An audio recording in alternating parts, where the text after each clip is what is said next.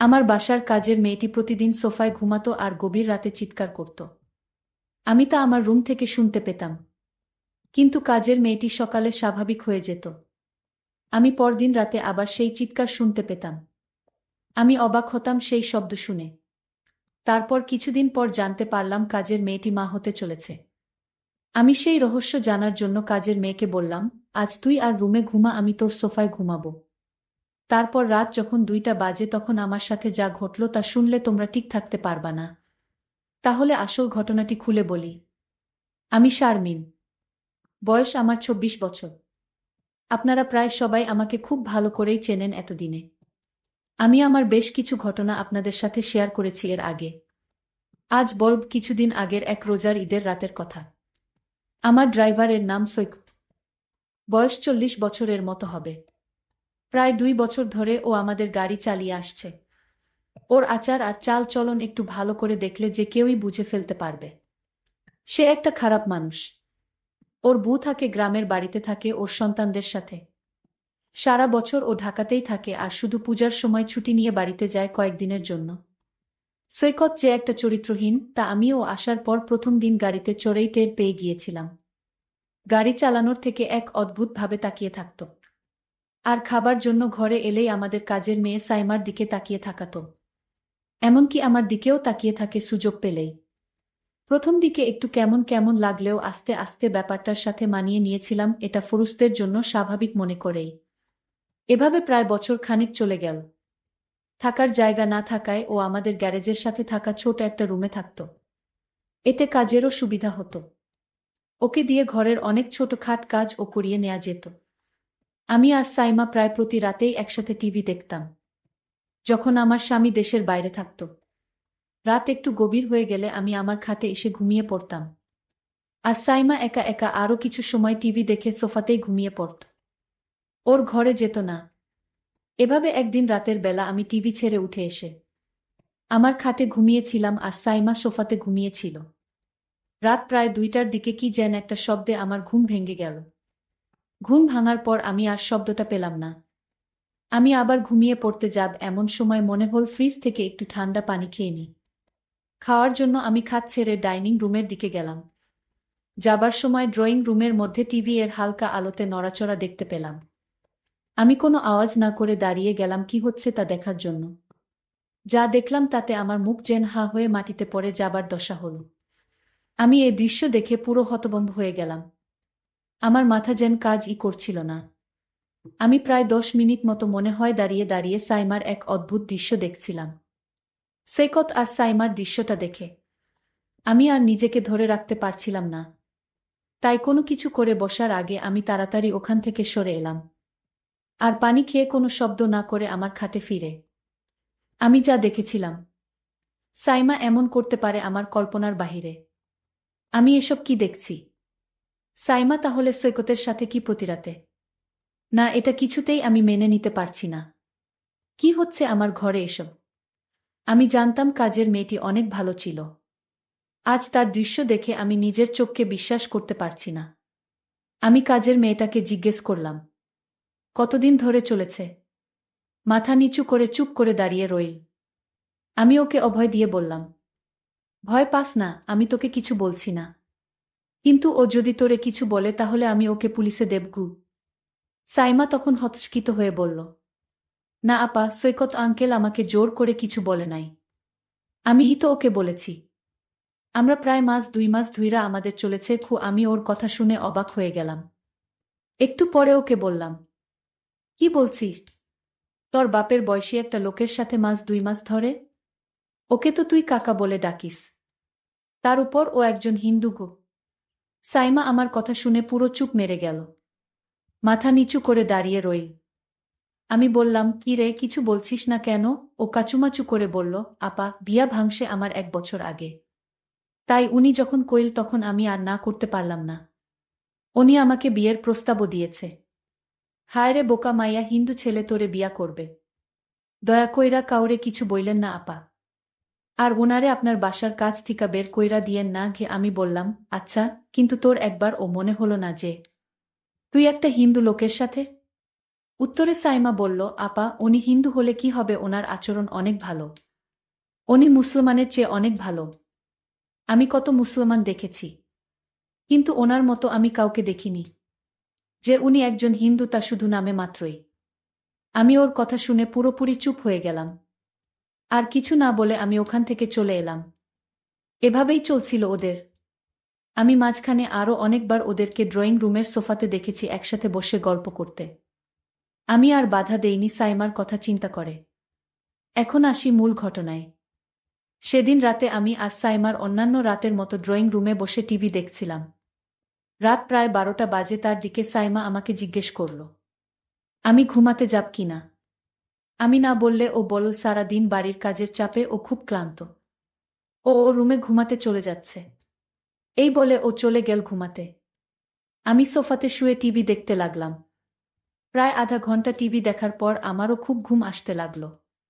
কিন্তু আমি টিভি ছেড়ে বেডরুমে গেলাম না। টিভি দেখতে দেখতে আমি সোফাতেই শুয়ে ঘুম ঘুম চোখে টিভি দেখতে লাগলাম। কিছুক্ষণের মধ্যেই আমি ঘুমিয়ে গেলাম। রাত হয়তো তখন 2টা হবে। হঠাৎ একটা শব্দের কারণে আমার ঘুম ভেঙে গেল। ঘুম ভাঙার পর আমার কয়েক মুহূর্ত সময় লাগল।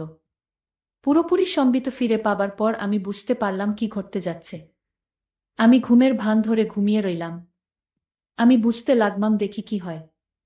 সৈকত যখন আমার সোফাতে সাইমা ভেবে আসলো।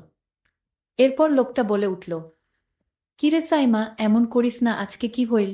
আমার সাথে কোনো কথা বলছিস না যে? তুই কি আমার সাথে রাগ করেছিস? আমি গলার আওয়াজ শুনেই বুঝতে পারলাম যে লোকটা আর কেউ নয়, আমাদের ড্রাইভার সৈকত। আমাকে ভুলে সাইমা মনে করে এখানে চলে আসছে। সৈকত বলল, কিরে সাইমা, আজ তোর কি হয়েছে, কোনো কথা বলছিস না কেন? কি রে, চিল্লায় ম্যাডামরে উঠায় ফেলবি নাকি? আমি বুঝতে পারলাম যে ওকে কিছু না বললে ও এখান থেকে যাবে না। আমি তাকে কিছু না বলে তার আসল রহস্যটা বুঝতে জানতে লাগলাম। কিছুক্ষণ পর সে আমাকে বলল, কি রে, আজকে কি হয়েছে তোর? এরকম করতেস কেন? আমি উত্তরে বললাম, সৈকত, আমি সাইমা না, তোমার ম্যাডাম। সাইমা ওর ঘরে ঘুমাচ্ছে। আমি বুঝতে পারলাম আমার কথা শুনে ও হতভম্ব হয়ে গেছে। সরি ম্যাডাম, আমার ভুল হয়ে গেছে। সব সময় তো এখানে সাইমাই ঘুমায়। না দেখা ভুল কইরা আমি এখানে চলে আসছি। দয়া কইরা স্যারকে বইলেন না। ম্যাডাম, আমার চাকরিটা চইলা যাইব। আমিও আর কিছু বলার মতো খুঁজে পেলাম না। বুঝতে পারলাম ও ইচ্ছা করে কিছু। কারণ সাইমা এই সোফাতে ঘুমায় টিভি দেখার পর। আমার এখানে থাকার কথা না। তাই আর কিছু না পেয়ে আমি বললাম, আচ্ছা ঠিক আছে, আমি তোমার স্যারকে বলবো না। গিয়েও বলল, ম্যাডাম, আপনি আমারে বাঁচাইলেন। কি বইলা যে আপনারে ধন্যবাদ দিমু বুঝতাছি না গি। আমি উত্তরে বললাম, ধন্যবাদ দিতে হবে না, এটা একটা ভুলের কারণে হয়েছে। কিন্তু এখন বল, আমি এখানেই থাকবো নাকি আমাকে উঠে যেতে হবে? ও একটু ভয় পেয়ে গেল আমার কথা শুনে। বলল, সরি ম্যাডাম, ভুল হয়ে গেছে, এই তো আমি উইঠা যাইতেছি। আমি বললাম, ঠিক আছে, তুমি তো যাবে, তার আগে আমার একটা কথা শুনে যাও। তুমি আজ যা করলে আমি তো তোমাকে এ বাড়ি থেকে বের করে দিব। কারণ এমন লুকিয়ে লুকিয়ে বাড়িতে যা করছো তা কিন্তু মোটেও ঠিক নয়। আমি কিছু শর্ত দিব। যদি শর্ত মেনে নিতে পারো তাহলে তুমি এ বাড়িতে তোমার চাকরিটা ঠিকই থাকবে। আমি বললাম, ঠিক আছে ম্যাডাম, আপনার কথা আমি অক্ষরে অক্ষরে পালন করব। আপনি যা আদেশ করবেন আমি তা করব। তাও ম্যাডাম, আমার চাকরিটা দরকার। ম্যাডাম বলল, তাহলে চলো এখান থেকে তোমার রুমে যাই। তারপর আমি বলছি আমার শর্তগুলা। চলো তোমার রুমেই যাওয়া যাক। আমরা আস্তে আস্তে গ্যারেজের দিকে এগুতে লাগলাম। কিছুক্ষণ পর আমি আর সৈকত গ্যারেজের পাশে ওর রুমে পৌঁছে গেলাম। আমি আগে কখনো ওর রুমে ঢুকিনি। রুমটা খুব একটা বড় নয়। এক কোণায় একটা সিঙ্গেল খাট রুমের বেশিরভাগ জায়গা দখল করে রেখেছে। ছোট একটা টেবিলের উপরে ছোট একটা টিভি আর কয়েকটা মূর্তি। খাটের নিচে একটা ট্রাঙ্ক। হাঁটাচলা করার জন্য খুব সামান্য জায়গা আছে রুমটাতে। বসার জন্য একটা চেয়ারও নেই।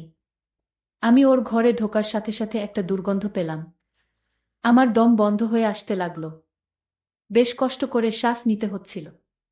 আমার অবস্থা দেখে ও বলল, এই তো ম্যাডাম, 2 মিনিটের মধ্যে ঠিক হয়ে যাবে। আমি ফ্যান ছাইরা দিতেছি কি, এই বলে ও ফ্যান ছাড়ল। মিনিট দুয়েক পরে আমি মোটামুটি ঠিক হয়ে গেলাম। সবকিছু স্বাভাবিক হবার পর আমি বললাম, আচ্ছা, তাহলে আর দেরি না করে আপনার শর্তগুলো শুনে নেওয়া যাক। বলেন ম্যাডাম, বলেন আমার কি করতে হবে? নয়তো আমার যেতে অনেক দেরি হয়ে যাবে। আমি এর কথা শুনে হেসে বললাম, আমি আজ তোমাকে যা বলবো তোমার কিন্তু তাই করতে হবে। আমি বললা, ঠিক আছে ম্যাডাম, আপনি বলুন। আমি তখন সৈকতকে বললাম, তুমি সাইমার সাথে যা করেছিলে আমিও তা করতে চাই। ম্যাডামের এমন কথা শুনে আমার গলা শুকিয়ে গেল। আমি ম্যাডামকে বললাম, আমি এক গ্লাস ঠান্ডা পানি খেয়ে তারপর বলছি।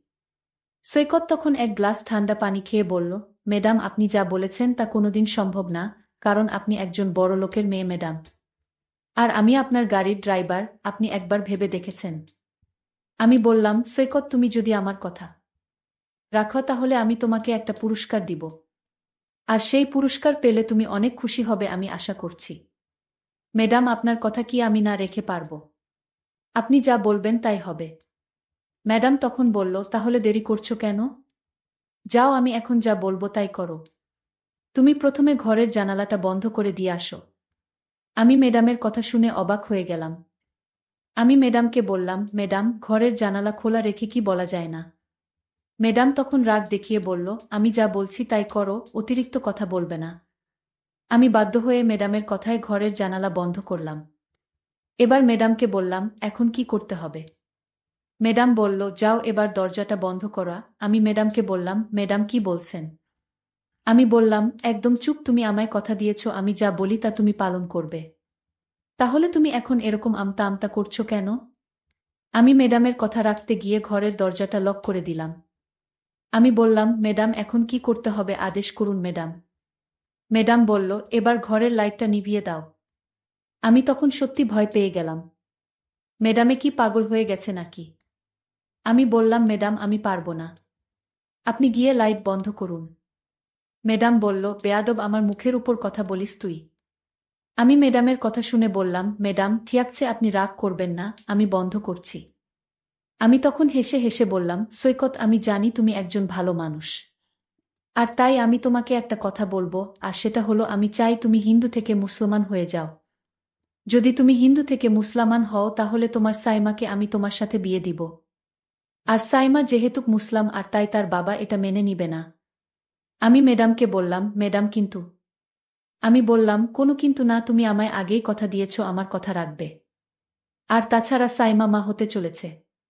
আর তাই তোমার এখন তাকে বিয়ে করতে হবে। আর তোমার ঘরে আমি আসার কারণ হচ্ছে আমি তোমাকে পরীক্ষা করছিলাম তুমি ভালো না খারাপ। আসলেই তুমি একজন ভালো মানুষ। তুমি আমার পরীক্ষায় পাশ করলে।